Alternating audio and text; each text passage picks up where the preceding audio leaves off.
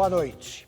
Estamos ao vivo em todo o país pela TV Cultura, pelas emissoras afiliadas, pela Rádio Cultura Brasil, pelo portal UOL e pelo portal da Cultura no cmais.com.br/jornalismo.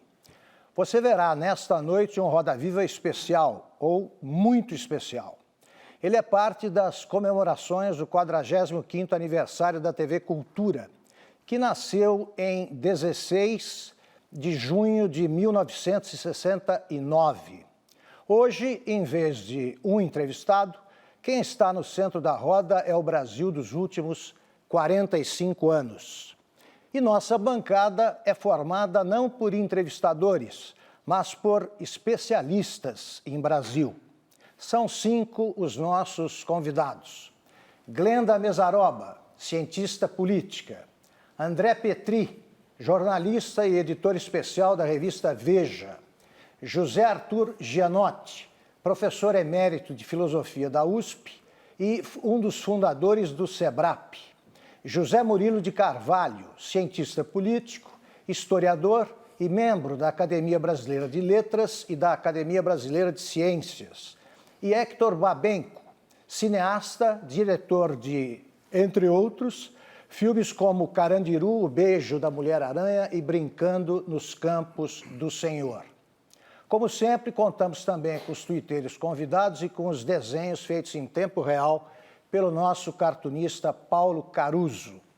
Antes de passar a palavra aos nossos convidados, eu gostaria de ressaltar que eles ou já estiveram aqui e logo voltarão, ou estarão em breve no centro da roda. Também por isso, todos devem ficar à vontade para comentar os fatos que julgarem importantes, por conta própria, fazer perguntas uns aos outros e ultrapassar à vontade as fronteiras dos territórios em que costumam mover-se. Dito isso, eu vou passar a palavra ao Gianotti, mas antes eu quero fazer uma pergunta específica. Em 1969, exatamente 45 anos, você foi afastado da USP por ser esquerdista pelo regime militar, pela ditadura militar. Passados 45 anos, você é frequentemente acusado de direitista, né? O que mostra que o Brasil pode estar com um viés maniqueísta semelhante ao que havia em 69. Queria que você comentasse isso e falasse do que houve de importante em matéria de mudanças, para pior ou para melhor, no Brasil desse tempo. Bom, primeiro o que falam de mim é tudo, né? Eu sou direitista, esquerdista e outras coisas mais. E todas elas são contraditórias, portanto, não é aí que eu vou pegar começar a minha fala. O que é importante é o seguinte: como é que nós éramos de esquerda em 69? Não é isso? Nós já tínhamos uma experiência muito importante, todos nós, de que o capital era algo extremamente predatório.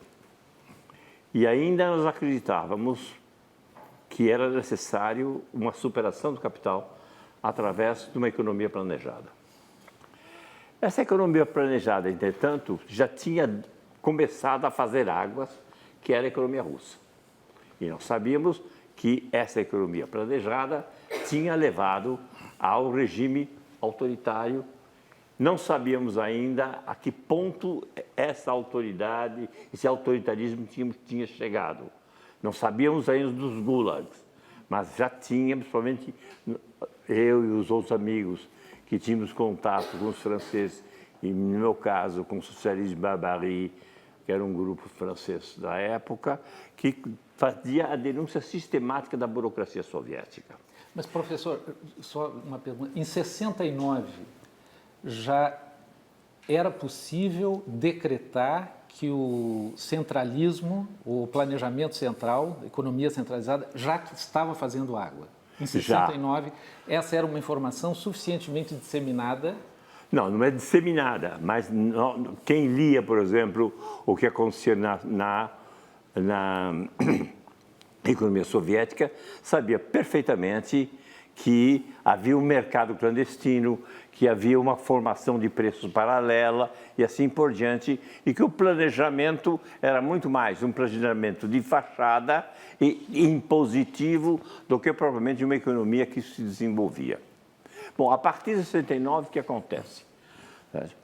Toda a política brasileira, ou em geral, as grandes políticas passam a ser cada vez mais social-democratas. Isto é, pede-se que o Estado seja um Estado do bem-estar social, não é verdade?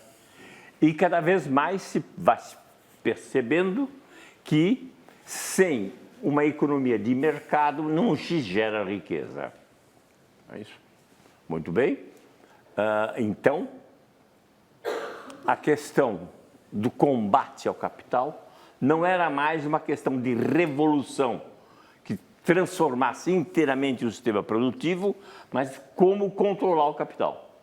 E na medida, então, que você passa a controlar o capital através das forças políticas e de um Estado eficaz, você deixa de acreditar numa revolução da mera insurgência.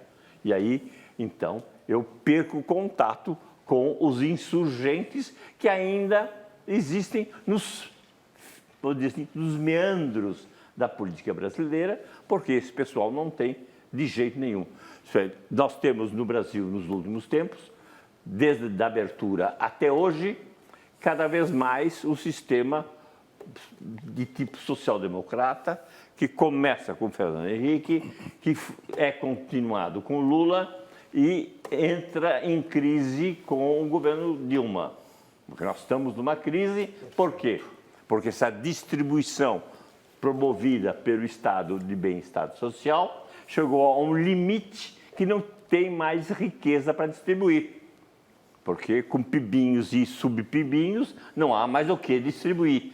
A não ser que, é interessante, aí começam os mais radicais a dizerem, não, vamos tirar dinheiro dos ricos, porque enquanto até Lula, nós tínhamos que situação? Lula, pai dos pobres e mãe dos ricos. Então, gerava a riqueza necessária para a distribuição, fora o contexto internacional. A partir do governo Dilma, o que nós temos?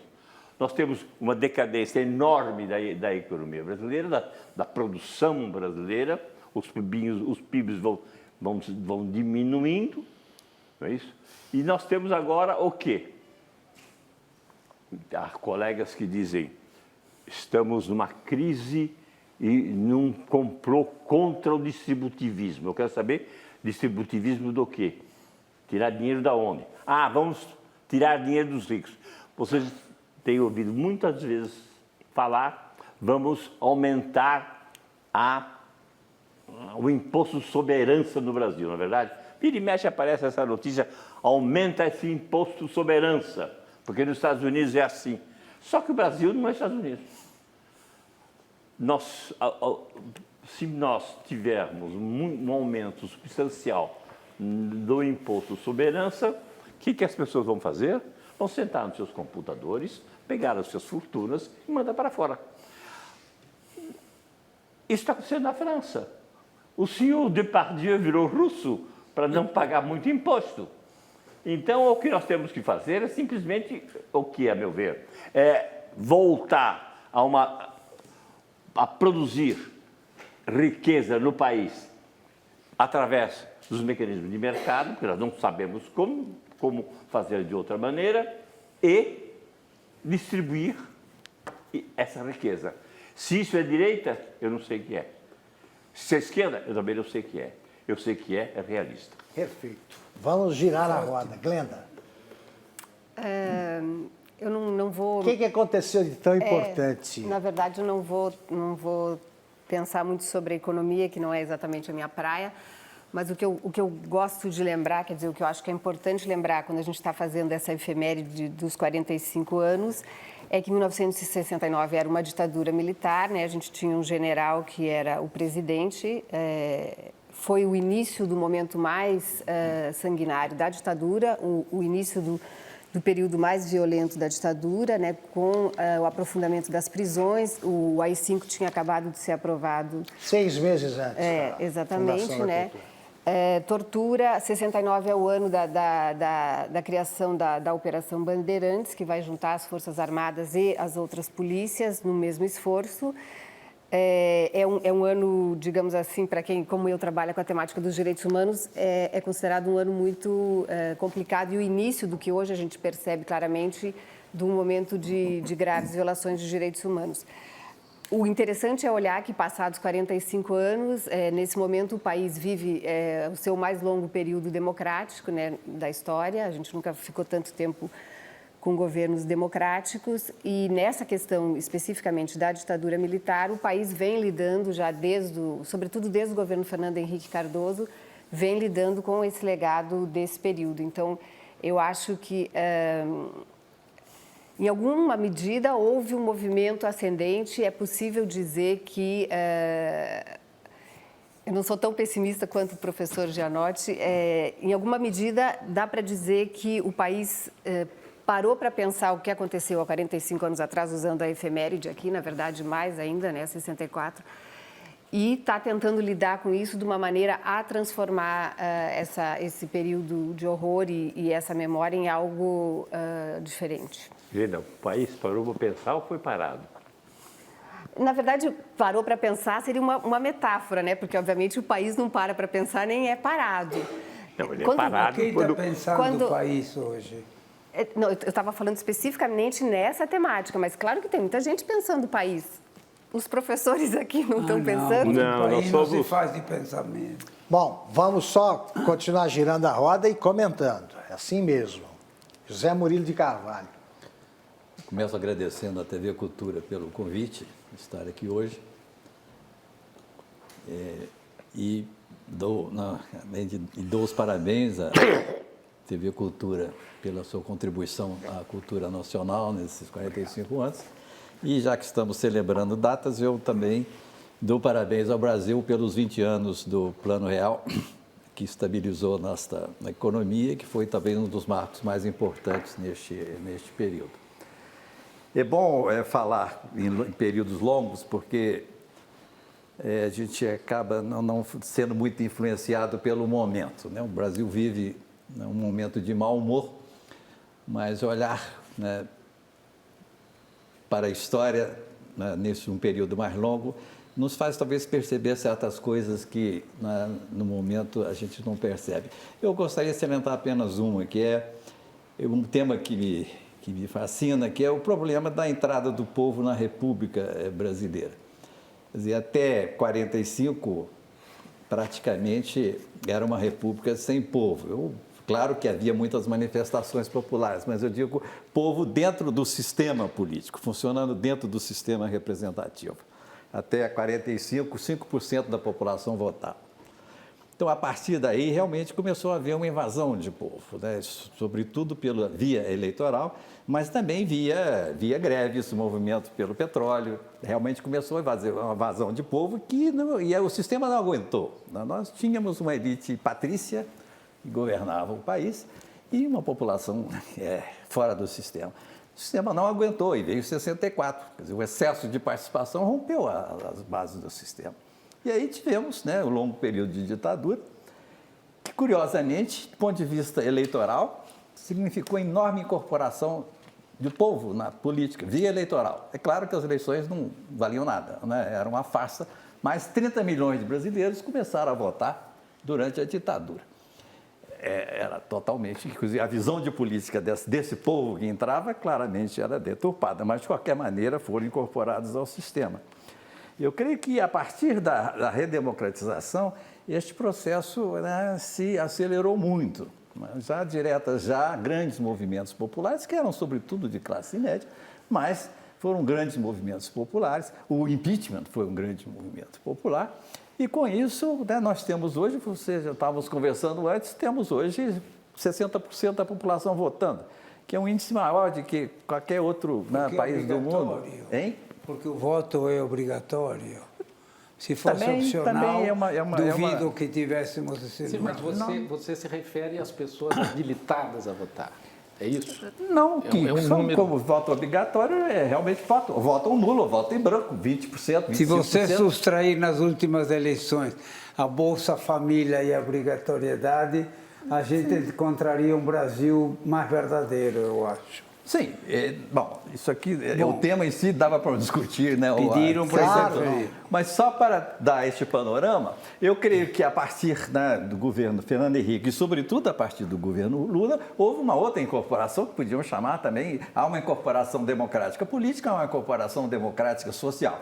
E essa incorporação realmente pegou um dos temas centrais nossos, que era realmente a desigualdade. Então, essa incorporação foi muito grande.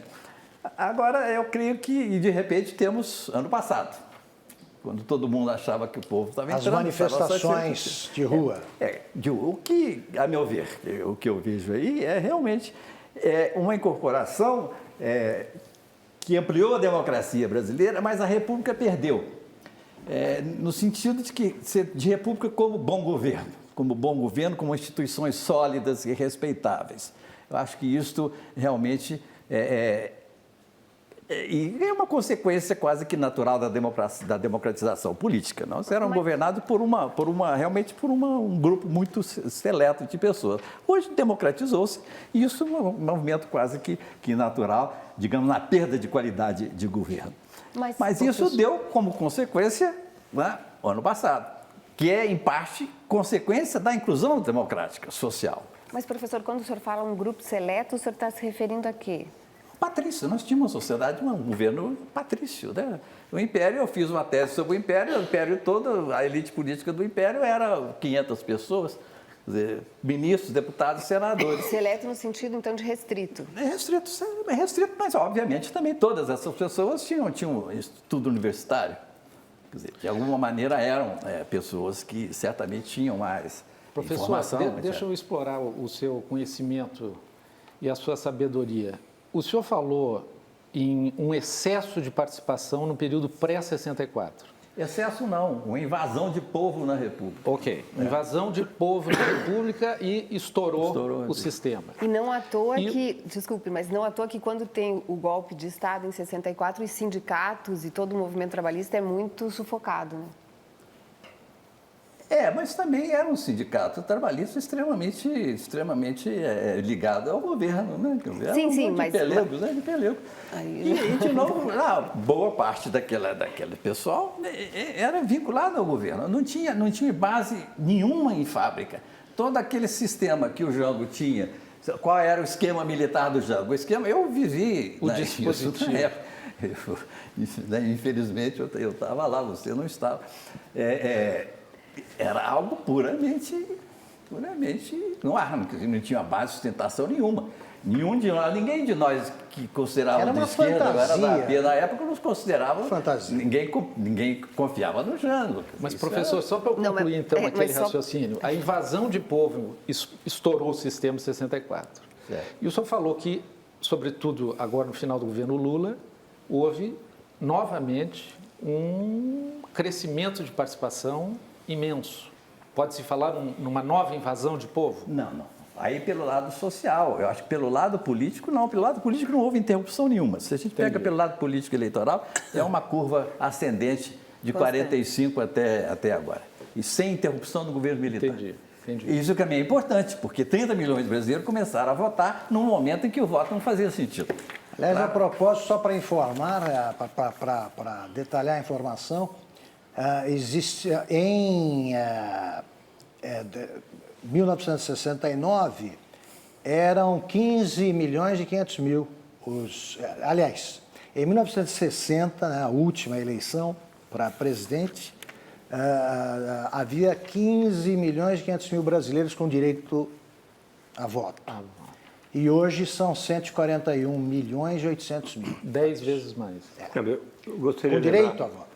Reforçando a opinião do Zé Murilo, é que a partir de 70, não é isso?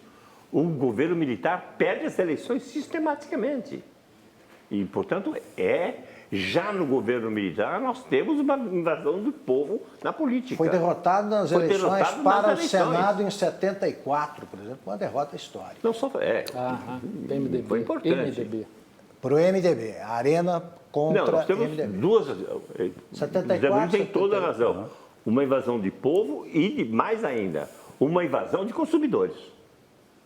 O povo vem e consome. E aí tem um problema. Eu acho que tem um dado também que a gente tem que lembrar, que em 70 a população urbana era cerca de 53 milhões e a rural cerca de 42 milhões.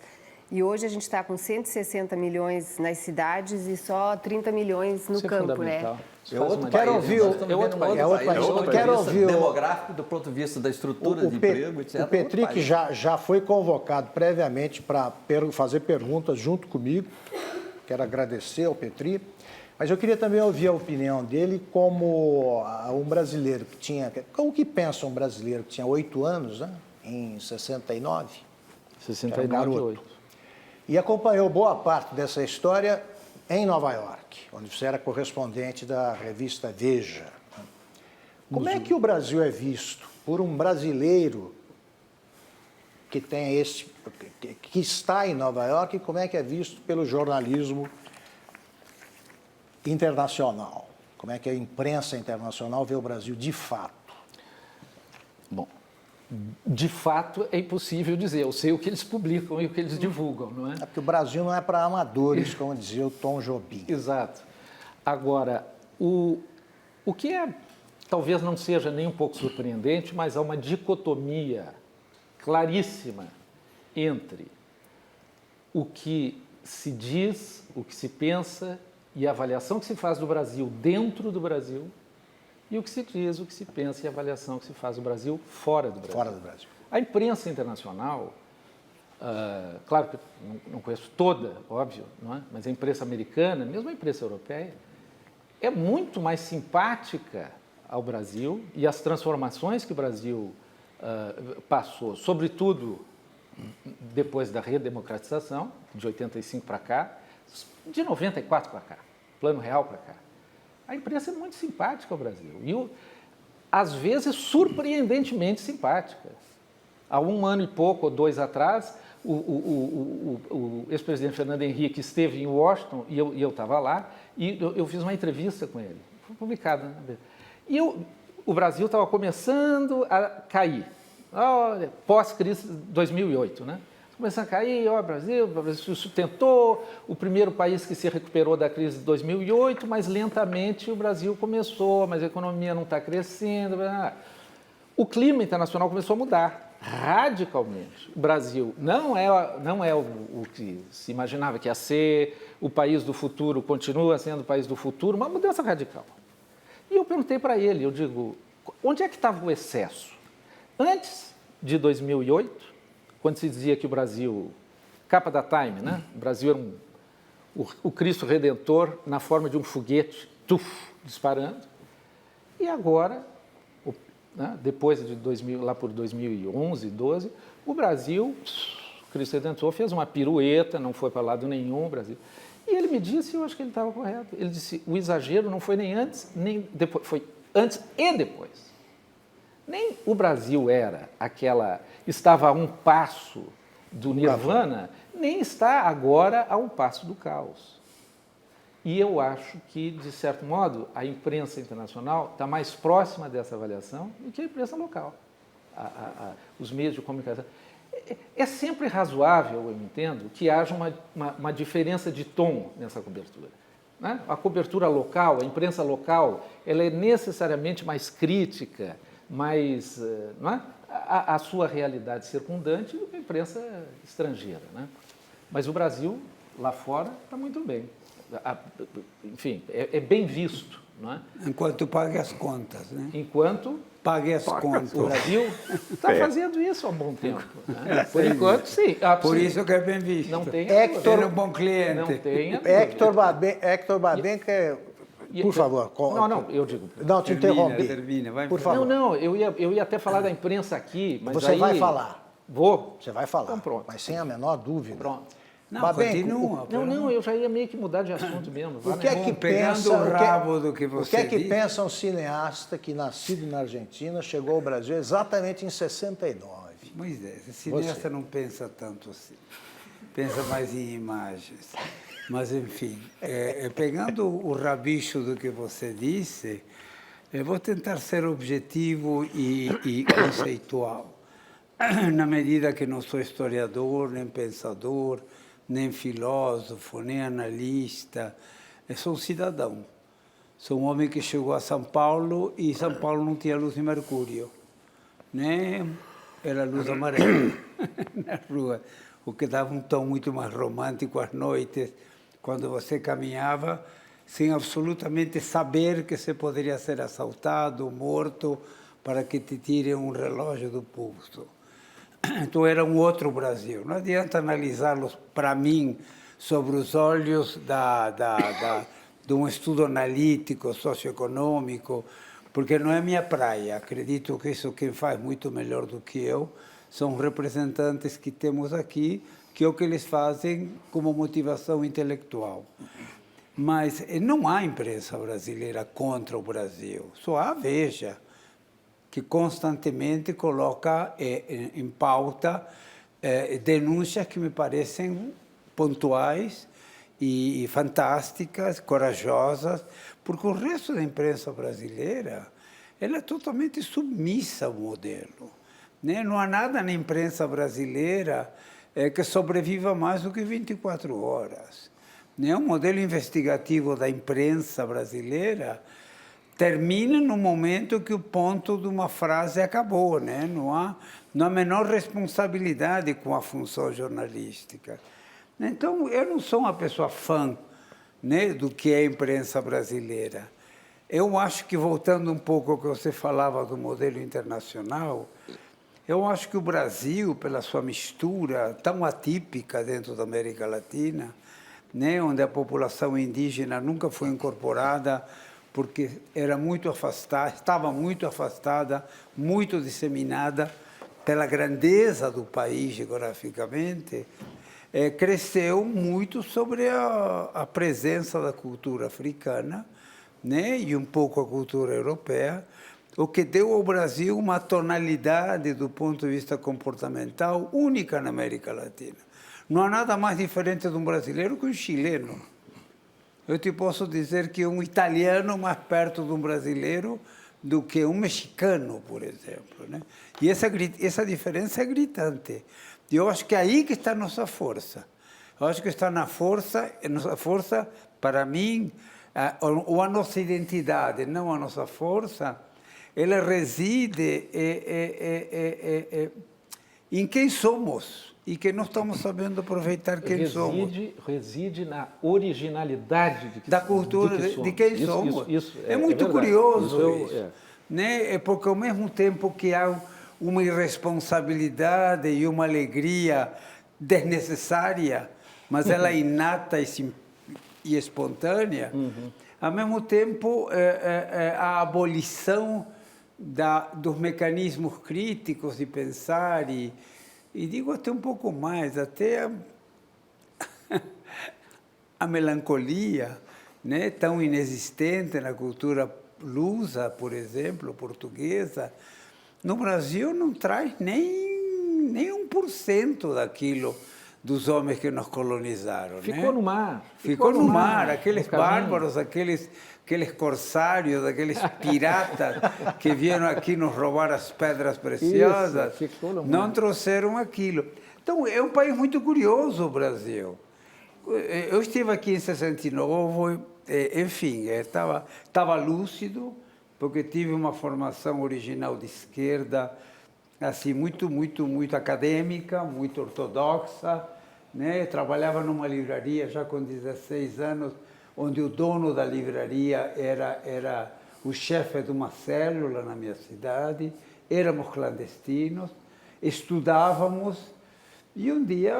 Você é de Buenos Aires? Não, sou nascido em Buenos Aires, mas cresci num lugar de praia chamado Mar del Plata, que era uma cidade que tinha um certo romanticismo arquitetônico, parecia uma Inglaterra vinda a menos, né? Enfim, deixa passar a bola para outro, vai, chega de mim. Já voltaremos a essa história, você vai continuar contando, sim, trechos da tua biografia. Vamos para um rápido intervalo e voltamos já já com o Roda Viva especial, que simultaneamente celebra o 45º aniversário da TV Cultura e discute o Brasil dos últimos 45 anos.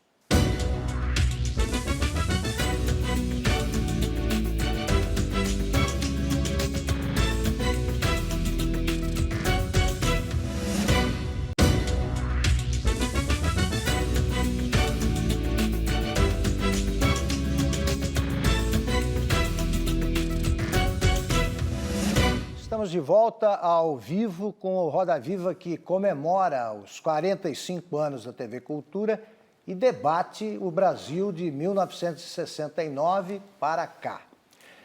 Eu queria colocar no centro da roda a seguinte questão. Em 1969, o Brasil era dividido em duas partes, né? Quer dizer, o governo dividiu o Brasil, a ditadura dividiu o Brasil em duas partes. Eles eram os patriotas, né? Os governantes eram os patriotas, e quem se opunha à ditadura era comunista, esquerdista, etc. Agora, o governo se qualifica de governo de esquerda ou popular e acha que todo mundo que se opõe é de direita, inclusive o professor Gianotti. Eu não considero direito de jeito nenhum. Nem eu. Imagina se o senhor... Eu estou dizendo que até o senhor vai incluído nessa qualificação, nessa divisão. Os maluquinhos tão arbitrária que é.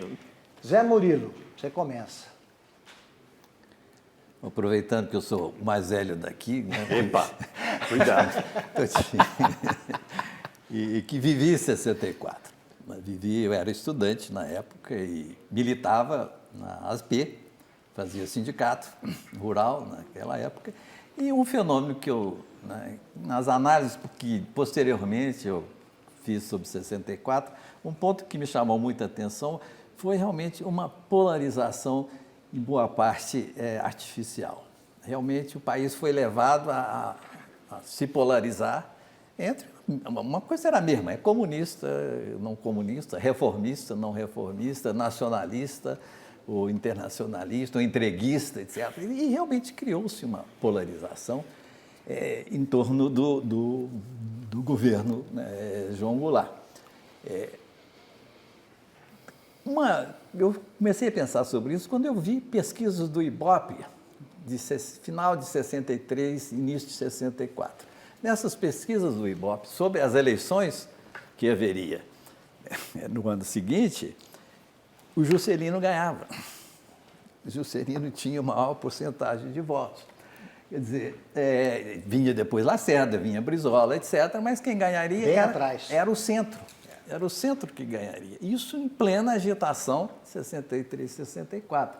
Então, realmente, aquilo me chamou a atenção, que realmente foram se polarizando e as pessoas foram sendo forçadas a se entrarem dentro das próprias Forças Armadas. Quer dizer, boa parte das Forças Armadas não era golpista. Quer dizer, havia uma parte que apoiava o movimento popular, outra parte era golpista, mas havia um grupo em cima do muro que não era golpista. Mas a dinâmica da polarização foi chegando a um ponto que as pessoas foram forçadas a tomar posição e o sistema, de novo, não aguentou. Mas então, claro que isso é uma lógica do debate político. As pessoas tentam fazer... Hein? Não, tem mais, veja bem. E era um contexto de Guerra Fria, era um contexto, um mundo super polarizado. Super polarizado. Sim, mas, e, portanto, a polarização já vinha do exterior. E mais ainda, a esquerda fez um monte de besteiras. E inclusive, levou ao limite uma série de provocações. Quando nós temos o João Goulart indo para a Assembleia dos Sargentos, ele está provocando. Sim, isso faz parte do que eu estou dizendo.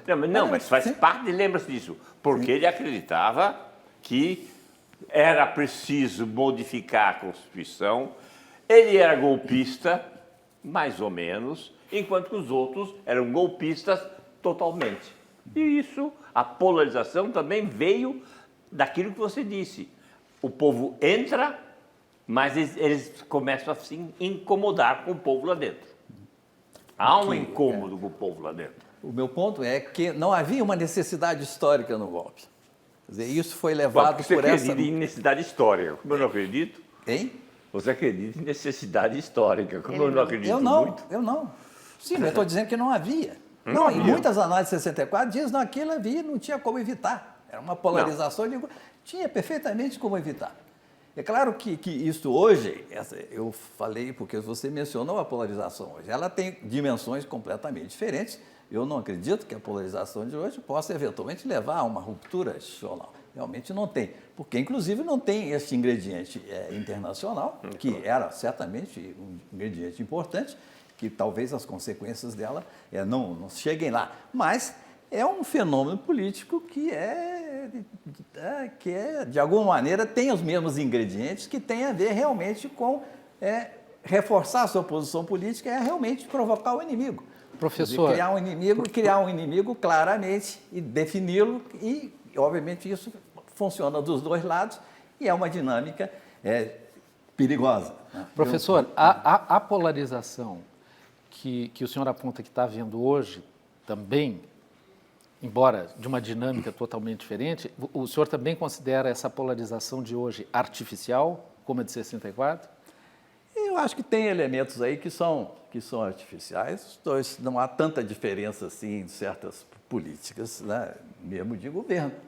Você pega, seria muito longo, mas toda a política econômica, começando com um plano real, o governo Lula levou adiante tudo isso, não rompeu com isso. Né? Uma política social que começou lá foi levada à frente, foi aumentada, etc. Então, eu creio que há aí e é isso que eu falo, a dificuldade da gente lidar no momento com esse tipo de conflito, porque a gente perde um pouco a perspectiva dessas coisas. Uma polarização artificial faz pensar e que existe alguma força que está promovendo essa polarização, que aposta nessa polarização ou que tenta construí-la, não sendo ela natural, né? Então existe isso, não? Não, ela é natural, faz parte da dinâmica do conflito político.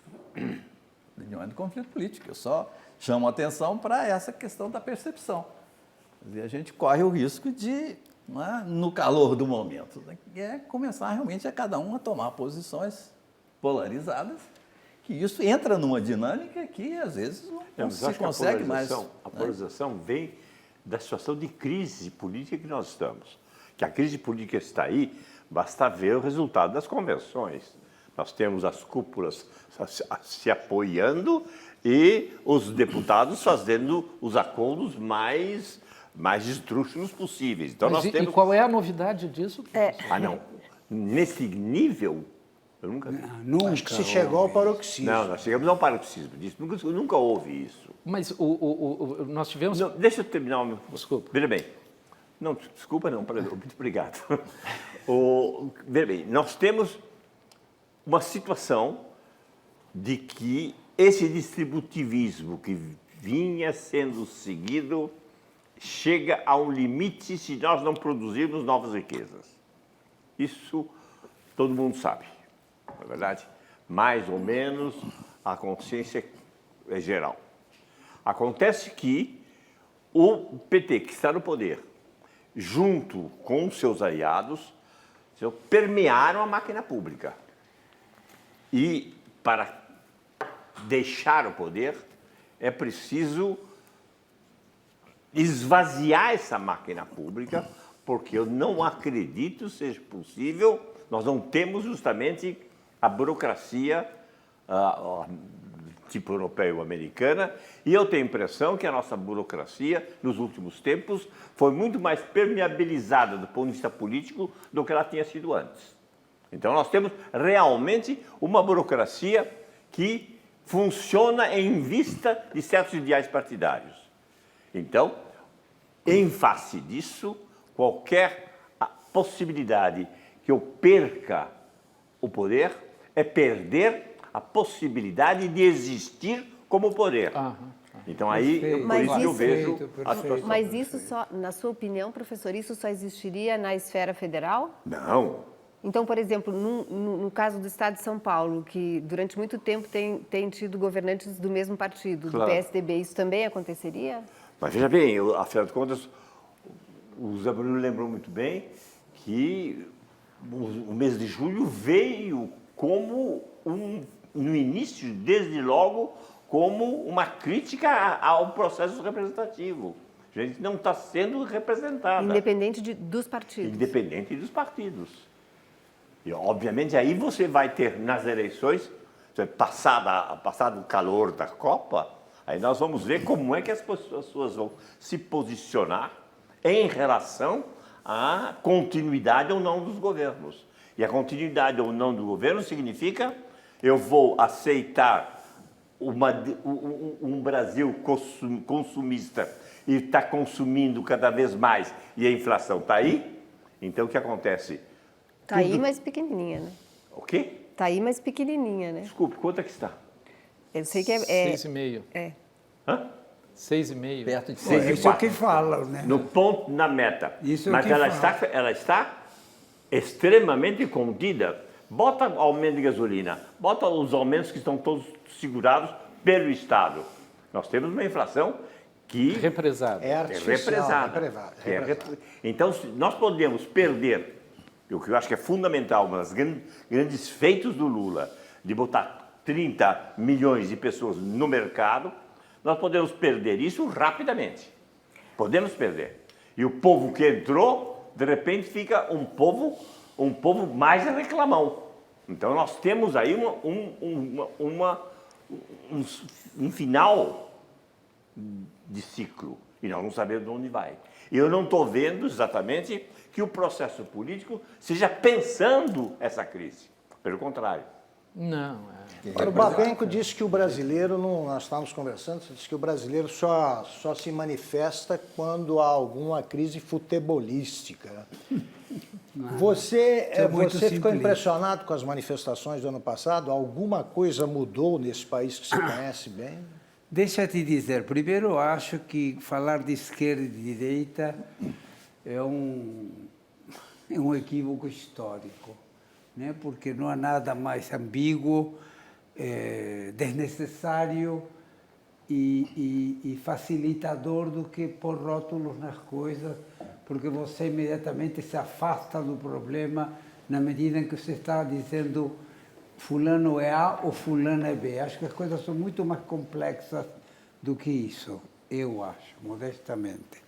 Eu gostaria, inclusive, o que o professor Janotti falou, que me pareceu extremadamente pontual, mas numa linguagem que talvez não seja popularesca, né, para poder entender melhor. O que está acontecendo, basicamente, é que o país está loteado por um bando de bandidos, independente do partido no qual atuam, porque a importância da militância partidária ela vai de acordo com os interesses em jogo. Não há nenhuma ideologia absolutamente que a gente possa definir nos partidos, com exceção que no PT. Né? O PT realmente é um partido que pretende não, está logrando, né? Que enraizou, né, na pele do Brasil de uma forma como eu nunca vi desde que eu cheguei, né? É assustador pensar o grau de penetração e de ascendência que ele tem nas comunidades onde ele está representado. Você tem hoje comitês do PT no meio do Rio Tapajós, né? Onde chegam 4 pessoas por mês. Né? Então você tem um partido político que soube, de alguma forma, criar uma net, né? Uma rede, né? de fundamentalista do ponto de vista ideológico. Né? Eu acho que pegaram um governo que pegou sem ideologia própria e sem saber como impor um modelo socialista, pegou uma canoa no vácuo do governo do Fernando Henrique, que realmente naquele momento as pessoas que rodeavam esse governo e que criaram esse governo e fizeram o real, eram as cabeças pensantes mais inteligentes e criativas que havia no Brasil no momento, porque contra eles estava aquele Campos, que eu me lembro, Delfim Neto, eram todas figuras híbridas, figuras que não eram radicais em nenhuma opinião, iam mais ou menos, vociferavam aqui e acolá, mas na hora H iam jantar com Caratazzo Médici. Posso né? dizer Fala. uma crítica ao governo do Henrique? Nenhuma? Eu posso fazer. Ué, claro, acho que ele merece. Por favor. Todos nós Veja bem, merecemos. não, você disse.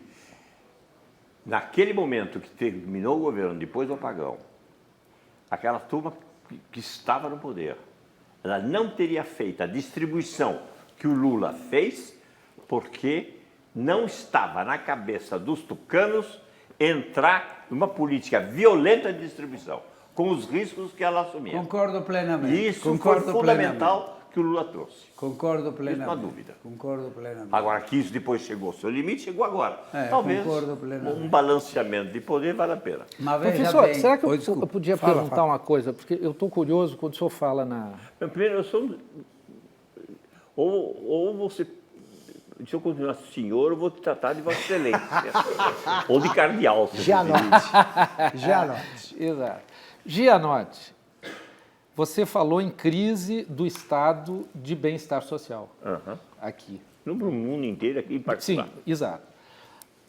E era justamente isso que eu queria entrar. Quer dizer, essa crise começou na Europa, começou antes do que a que nós temos aqui.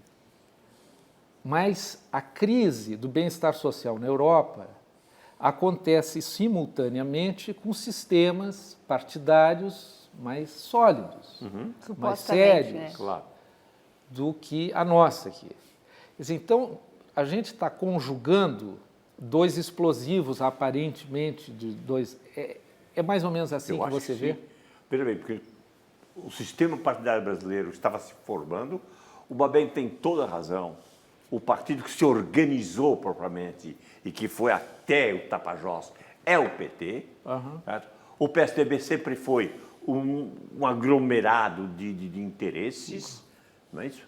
E com isso nós temos crise do estado de bem-estar social. Por quê? Porque a previdência custa muito mais caro do que se imaginava, porque a saúde aumentou o preço violentamente, isso na Europa.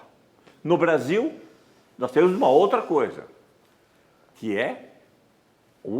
na Europa também nós temos crise econômica, mas no Brasil nós temos uma crise institucional, não é isso? Que nunca nós tivemos. Qual?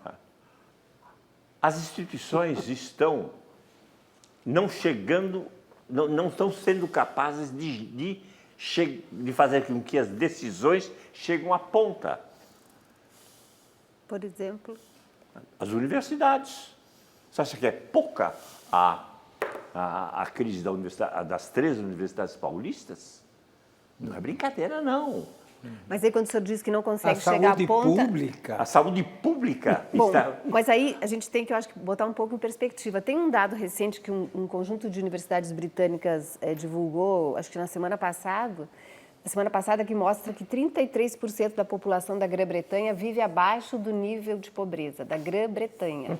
Abaixo do nível do quê? De pobreza. Não, Mas o nosso nível de pobreza é muito doido, né, Glenda? Porque o governo acha que quem ganha mais de R$210 e a Olha, renda tem um amigo familiar meu, já não tem desculpa, problemas, né? Tem Já um amigo sai... meu que está com câncer em Londres, né? Um câncer muito difícil.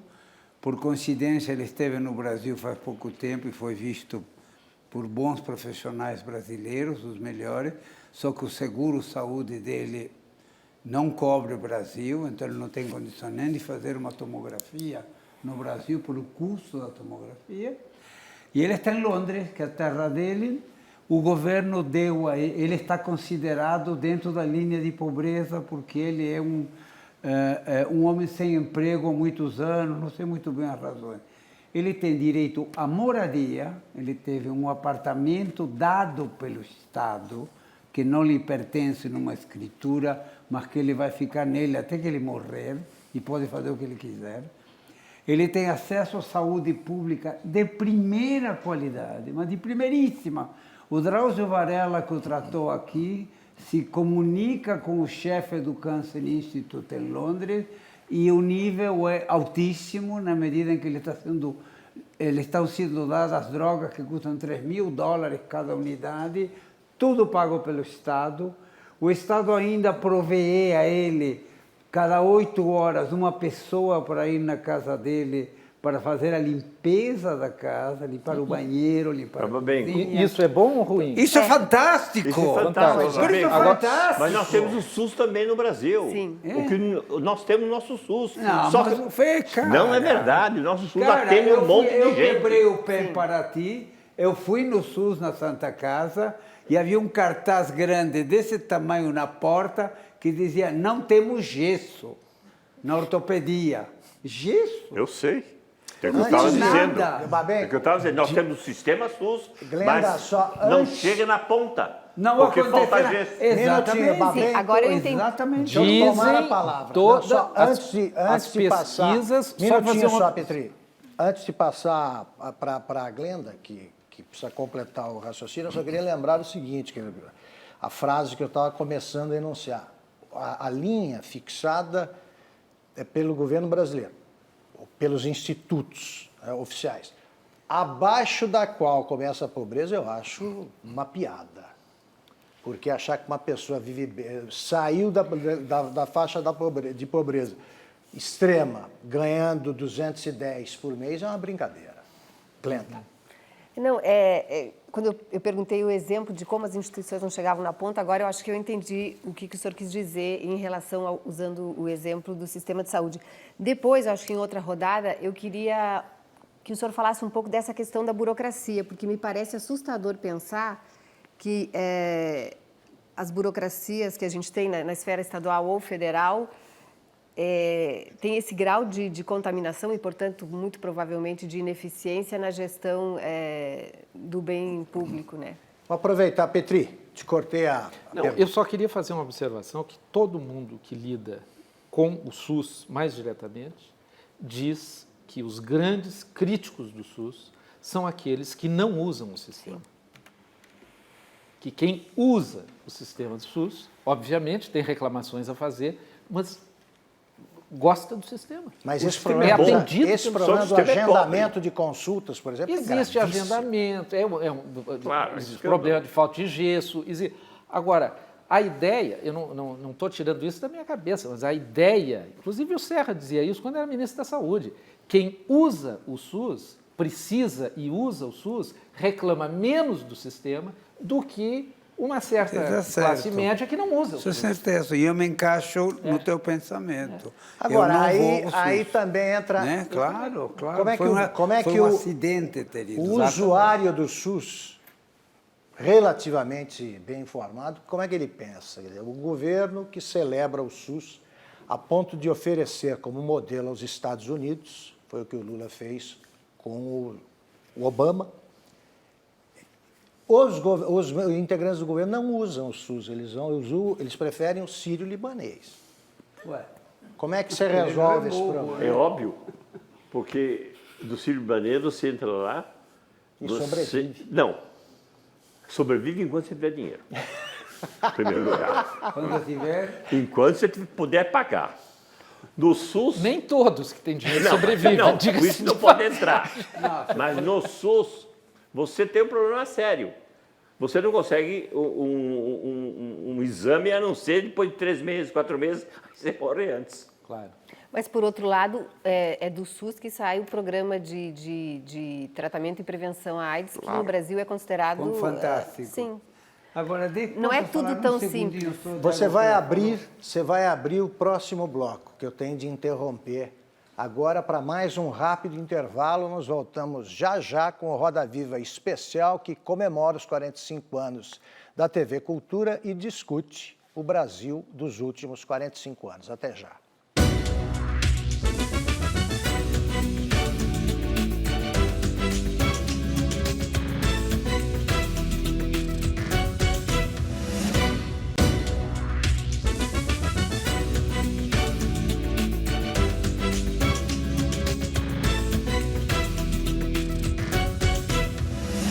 Estamos de volta ao vivo com o Roda Viva especial que comemora os 45 anos da TV Cultura e fala do Brasil.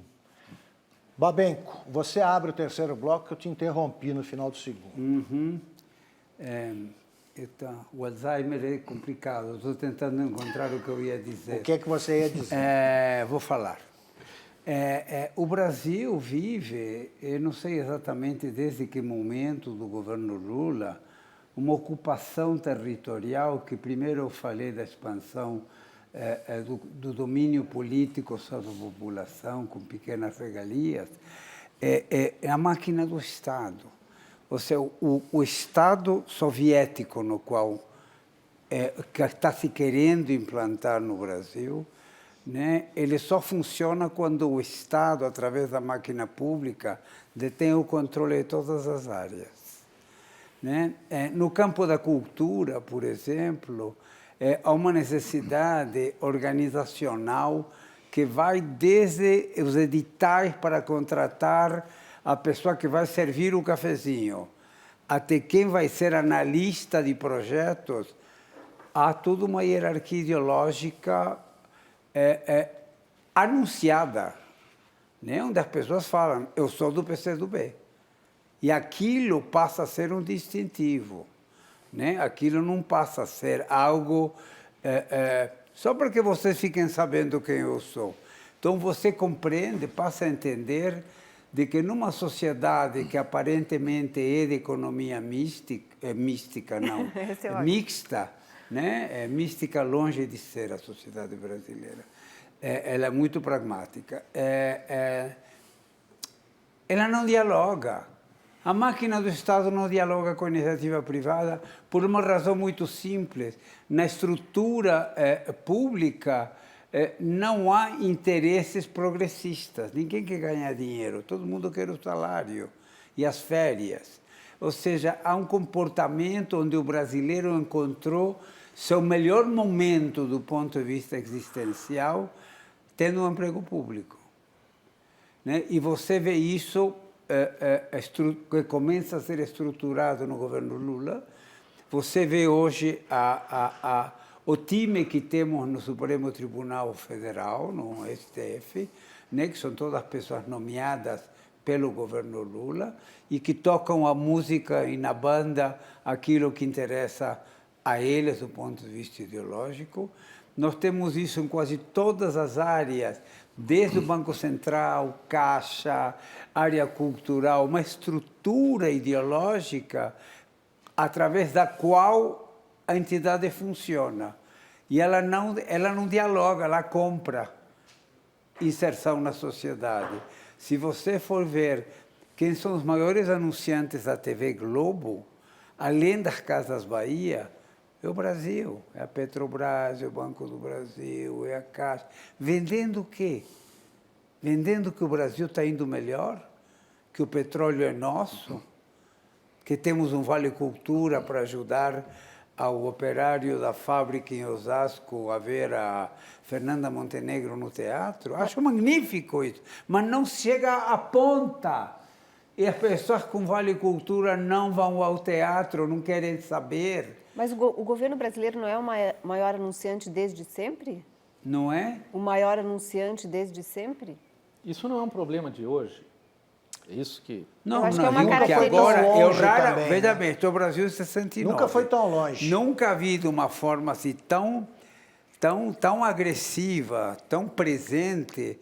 Na época da ditadura tinha o Jamazon e não tinha mais nada. Aqueles documentários com a solda elétrica que faziam para mostrar a industrialização do país. O país era muito mais ingênuo também. O mundo, Agora, né? Babenco, quando você falou do papel da imprensa mais cedo, e isso aí que você toca é um câncer que tem no Brasil, que é jabuticaba, publicidade oficial. É claro. E mais. Caixa e Econômica, mais. Banco do Brasil, eu até relego, porque eles disputam o mercado com bancos privados. Agora, por que razão você tem que ter propaganda do Ministério da Minas Pesca e Energia. ou da Minas, quer dizer, propaganda do governo. Isso falando... Em blogs governistas. Mas aí é Por que exemplo, está. É verdade. na internet é verdade, inteirinha. Augusto. Agora, a imprensa, tradicionalmente, Isso não mudou nos últimos 50 anos. Você tem razão. Ela tem um vínculo com o Estado que é maléfico. Se dá no financiamento, isenção e publicidade oficial. E falo isso com muita tranquilidade, até porque... Porque as televisões são porque concessões Pois é. concessões do governo. Isso- e eles não e- querem perder... E publicidade oficial, quer dizer, é a coisa mais ridícula que tem. Se fosse uma... É claro que a verba pública ela tem que estar para uma campanha de vacinação pública, para uma propaganda de criança vai matricular na escola e tal. Agora, fazer propaganda em todos os 3 níveis, federal, estadual e municipal, com o dinheiro do contribuinte, para dizer para o contribuinte que eu sou ótimo governo. Sim, mas aí Quer nós dizer- temos a questão da accountability, quer dizer, não se presta contas a ninguém. E aí tem a questão que o Zé Mirulli está querendo colocar há muito tempo. A crise da representação Exatamente. hoje é fundamental. Eu gostaria de ouvi-lo. Também queria.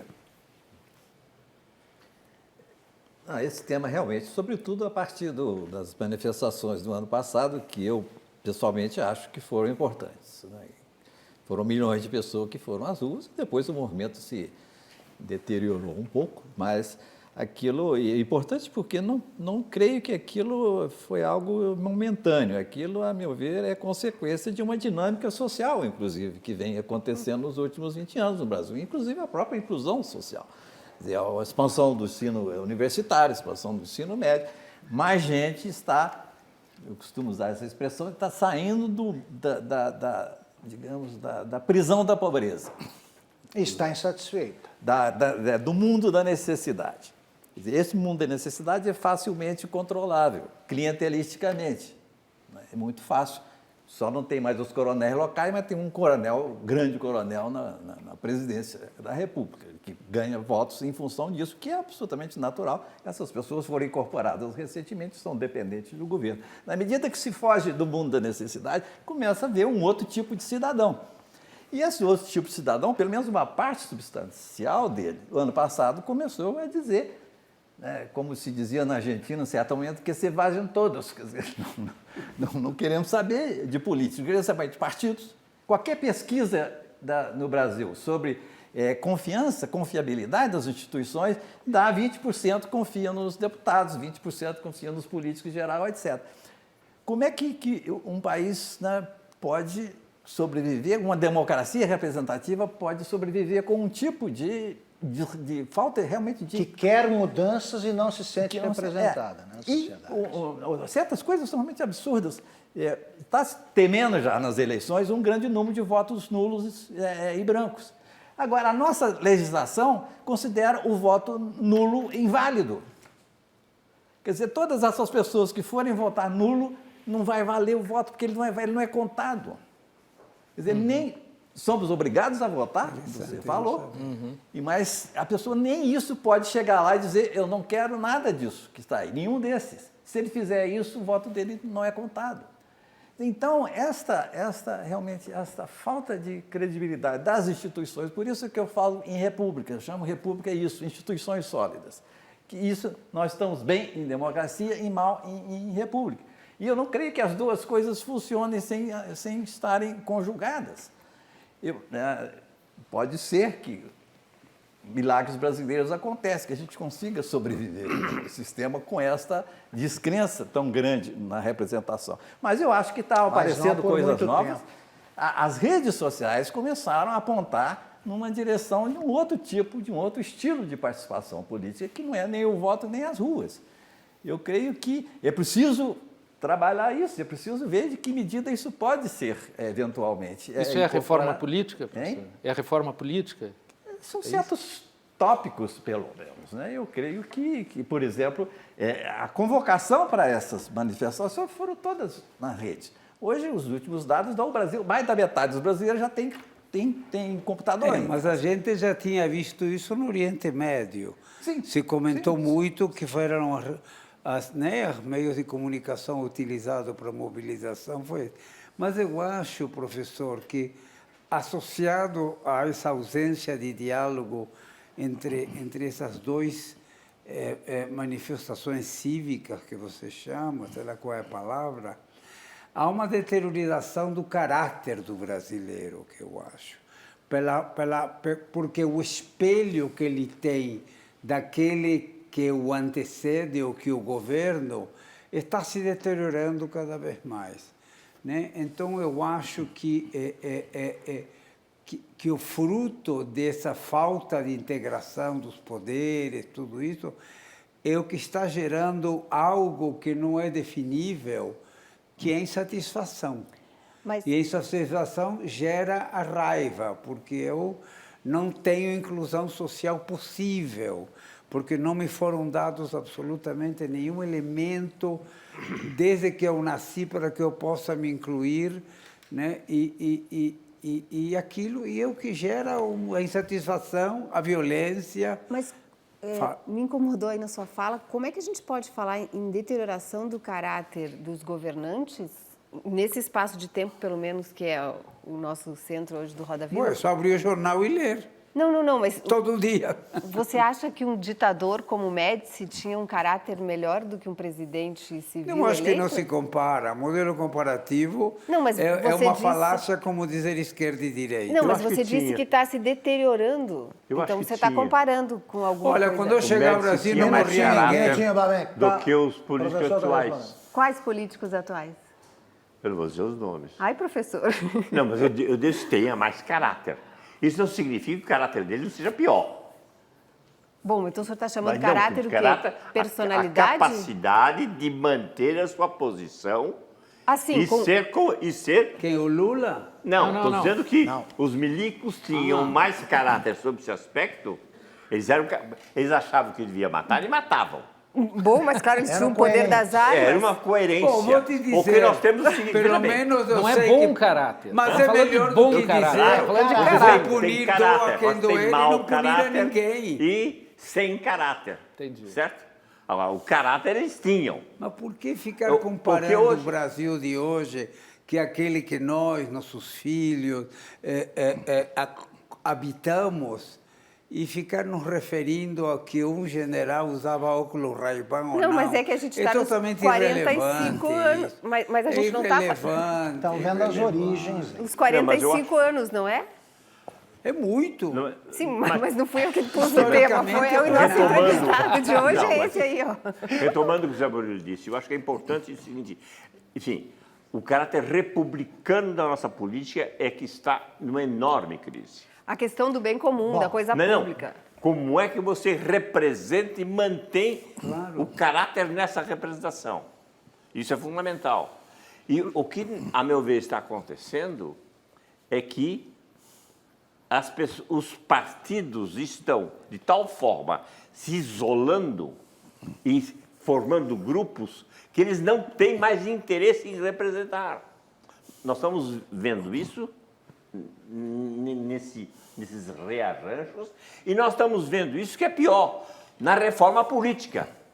Porque um dos temas básicos da reforma política é o quê? É lista fechada.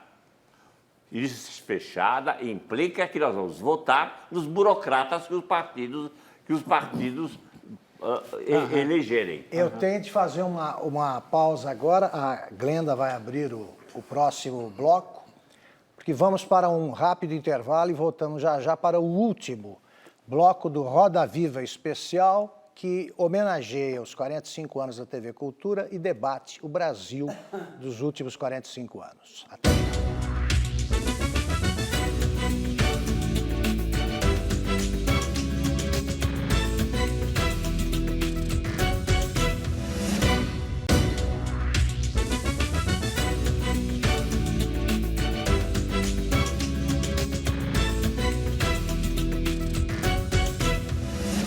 Voltamos ao vivo para o último bloco do Roda Viva especial que trata do Brasil. Glenda, com você a palavra e você tem razão. Você foi convidada para falar dos 45 anos. Embora a gente inevitavelmente acabe tratando com mais ênfase das coisas de hoje.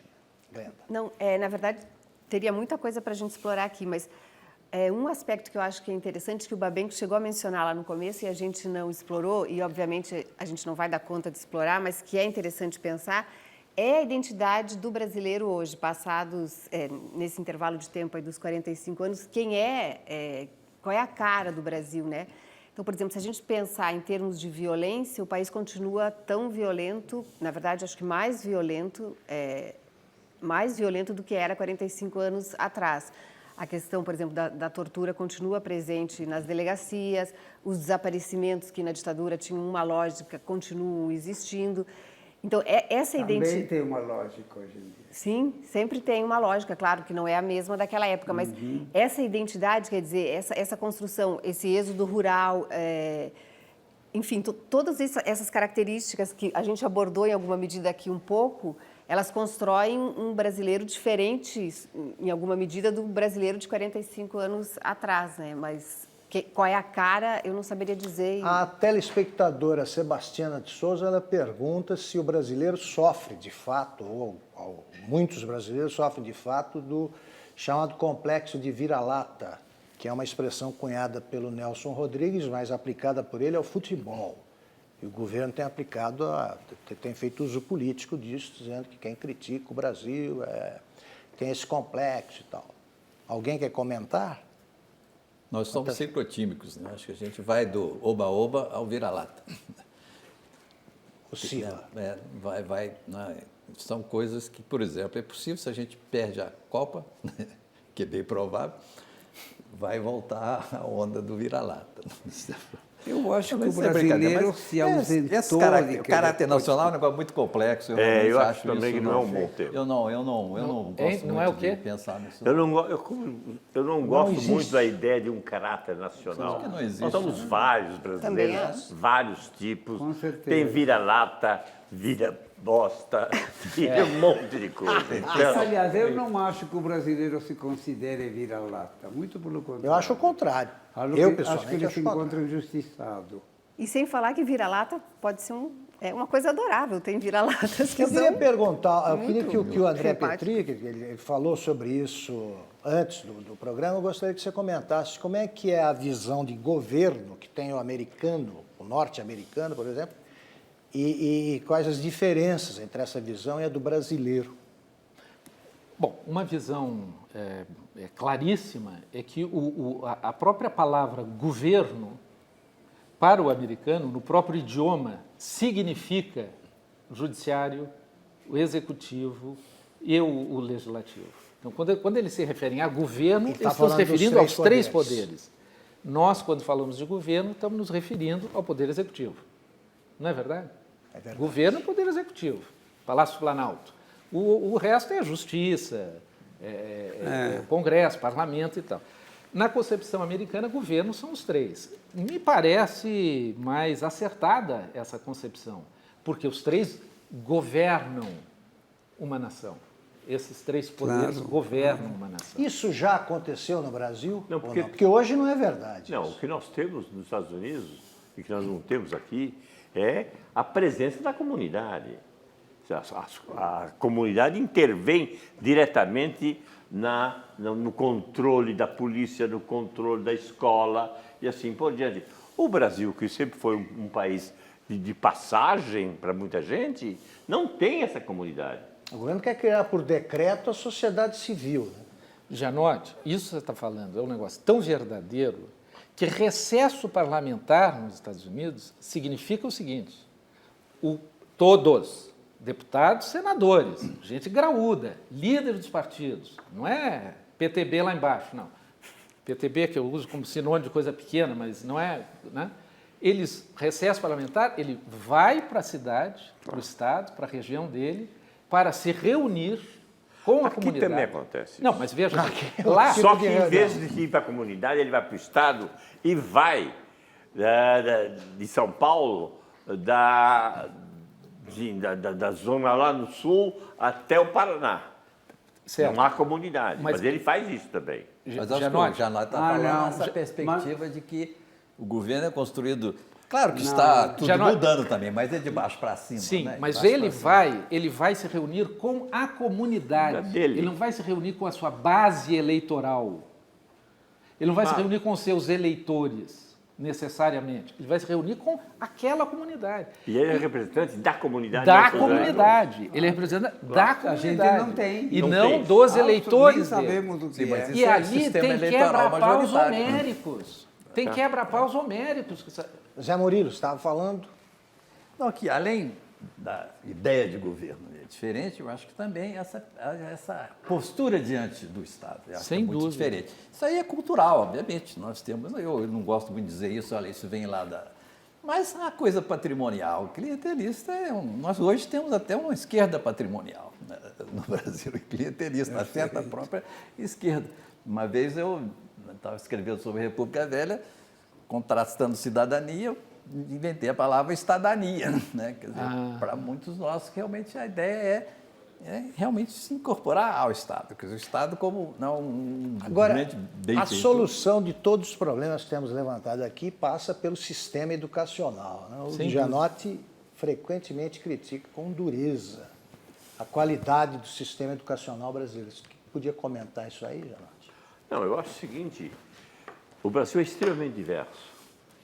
Não tem sentido nós termos a mesma estrutura educacional que sai da cabeça dos pedagogos de Brasília e é aplicada do Iapoque ao Chuí. Uma velha tese do Anísio Teixeira que não vingou é a diversidade do ensino e a diversidade dos currículos. Segundo, nós estamos criando currículos absolutamente enciclopédicos. Outro dia eu estava conversando com uns garotos que fazem direito. Não, tem que ter direito também no ensino fundamental. Então, o ensino fundamental e o ensino secundário vai ter filosofia, direito, enfim, enfia tudo lá com um saco de gato. Isto é, as pessoas não aprendem nada.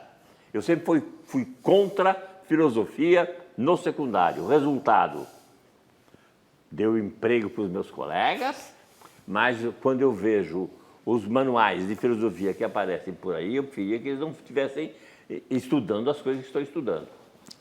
Então, nós temos uma degradação do ensino. Por quê? Porque pela ideia, primeiro, de que tudo deve ser unificado. Segundo, pela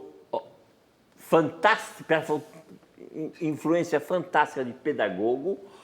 Eu nunca vi um país que tem tanto pedagogo no mundo. E pedagogo o que é? É aquele que ensina a você a ensinar coisa que você não sabe. Né? Pedagogia é basicamente isso, ensinar como é que você ensina. E eu, todas as vezes que eu tive pedagogo me ensinando, ele não sabia o que ele estava ensinando. Então, nós temos aí uma concepção vazia de ensino. E, terceiro lugar, todo mundo pede verbas para a educação.